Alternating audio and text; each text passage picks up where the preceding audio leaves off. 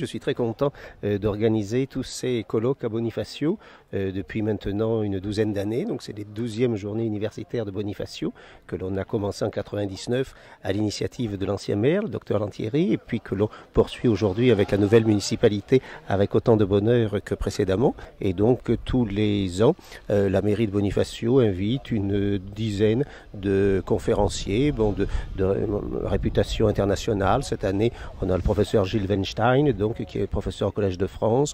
Il y a eu des relations étroites entre le Royaume de France et l'Empire ottoman. C'est paradoxal, mais c'est comme ça, il y avait des intérêts stratégiques, militaires communs. Et dans la lutte de François Ier, puis de Henri II, contre Charles Quint, contre la formidable puissance des Habsbourg, les Français et les Turcs ont été des alliés.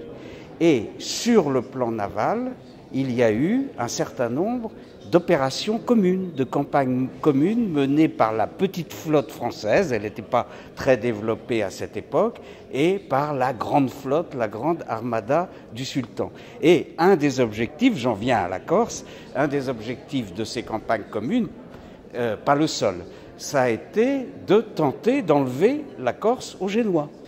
Dans les années 1553-1554, donc on est au milieu du XVIe siècle, les Français ont pensé que la mainmise sur les places fortes de la Corse leur donnerait des points d'appui pour se lancer à la conquête de certaines parties de l'Italie sur lesquelles les rois de France, François Ier en particulier, estimaient avoir des droits par hérédité, par héritage.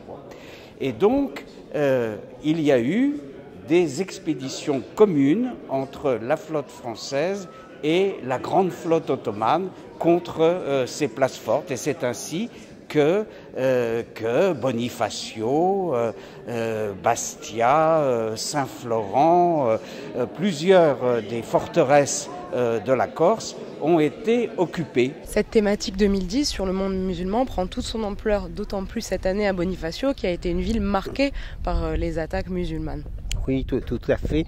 La Corse a toujours vécu dans une curieuse ambiguïté entre la rive nord, évidemment, chrétienne de la Méditerranée, et puis la rive sud, donc musulmane, avec les régences barbaresques, avec Alger en particulier.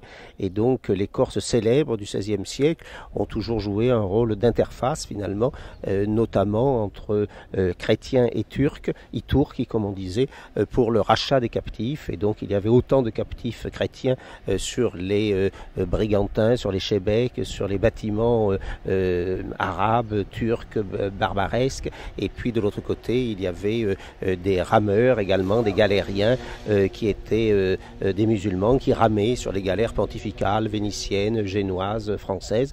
Et donc les Corses rachetaient les uns pour les revendre de l'autre côté de la Méditerranée et faisaient de grosses fortunes donc dans cet échange lucratif, soit dans la pêche au corail comme les Lynch, qui ont laissé leur nom à la grande place Lynch à Marseille, donc qui est la plus grande place de Marseille aujourd'hui, soit dans le rachat et l'échange donc des hommes qui étaient quand même la première valeur de Méditerranée avec les échanges du blé et les échanges du corail. L'amiral génois Andrea Doria disait que la Corse était le frein de l'Italie et la clé de la Méditerranée. Donc, vous voyez, ce sont des formules qui disent bien l'importance stratégique de la Corse. Bon.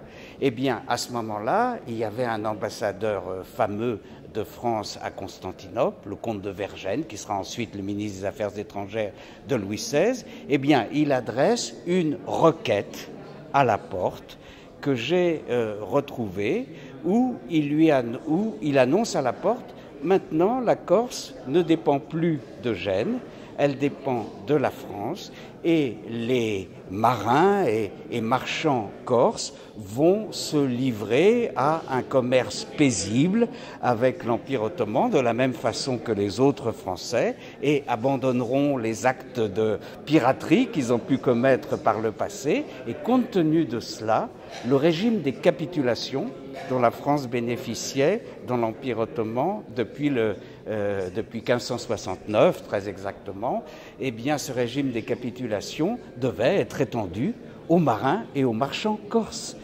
Et donc nous reviendrons l'année prochaine avec toujours une équipe qui se renouvelle, mais nous avons des fidèles comme le professeur François Moreau à Paris 4 qui vient depuis 12 ans et qui est le directeur du Centre de littérature de voyage de la Sorbonne et qui nous fait l'honneur et l'amitié d'être là tous les ans.